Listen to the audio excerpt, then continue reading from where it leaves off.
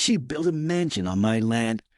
I made her regret it. It all started when I inherited the land from my late grandfather, a sprawling estate that stretched across acres of green fields and untamed woods. The land had been in our family for generations, untouched, untamed, and most importantly, private. But there was one person who had been eyeing it for years, Olivia. Olivia, a powerful, wealthy woman with a reputation for taking what she wanted, had always been a thorn in my side. She had heard about the inheritance and made it clear she had plans for the land. Her first attempt to buy it was met with a flat refusal, as I valued the heritage more than the money it could fetch. Her second attempt was more aggressive. She wanted to build something magnificent on the lands, something that would overshadow my family's modest homestead. Her intentions were clear. She wanted to humiliate me, to assert dominance over the land that had been passed down through the generations. She had no respect for the history, for the memories my family had made there. It wasn't just about real estate for her. It was about control, about leaving a permanent mark on a place that was supposed to remain untouched. One fateful day, as I returned from the city, I saw it. Her construction crew had arrived. Massive cranes were lowering beams, bulldozers clearing the land where my childhood memories had been created. I rushed to the site, my blood boiling. I confronted her on the spot, demanding to know what she was doing. But she was smug, her face cold and calculating. "I'm building my dream home here," she said, as if it were her right to decide the fate of my land. "You can't stop progress." But I wasn't going to let her have the last word. I walked away, my mind racing with how to fight back, how to take control of my inheritance once again. The wheels started turning, and I realized that sometimes the only way to fight back against someone like Olivia was to outsmart her. I knew I couldn't just tear down her mansion outright. That would lead to legal battles, costs I couldn't afford, and more attention than I wanted. But what I could do was play a game of patience and strategy. I started by digging into her past, looking for any weaknesses that could be exploited. It didn't take long for me to discover the cracks in her empire.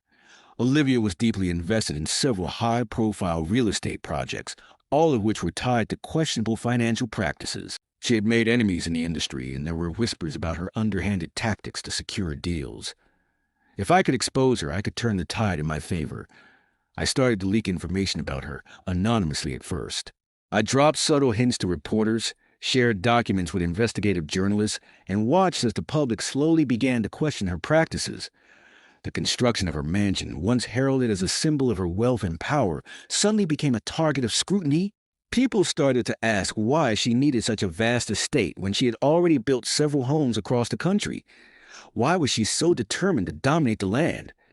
The pressure mounted on Olivia, and before long her financial backers began pulling away. Legal issues began to surface, and the once glamorous project began to crumble under the weight of its own scandal. The construction on the mansion slowed, then stopped altogether.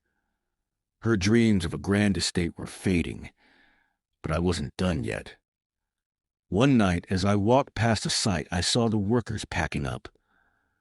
The mansion, which had once loomed over my land, now looked abandoned. I couldn't help but feel a sense of triumph. But there was still one final step I had to take, something that would ensure Olivia never dared to cross me again.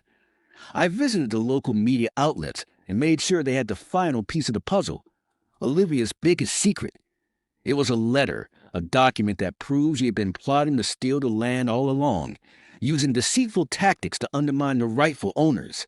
It was the smoking gun that would destroy her reputation once and for all.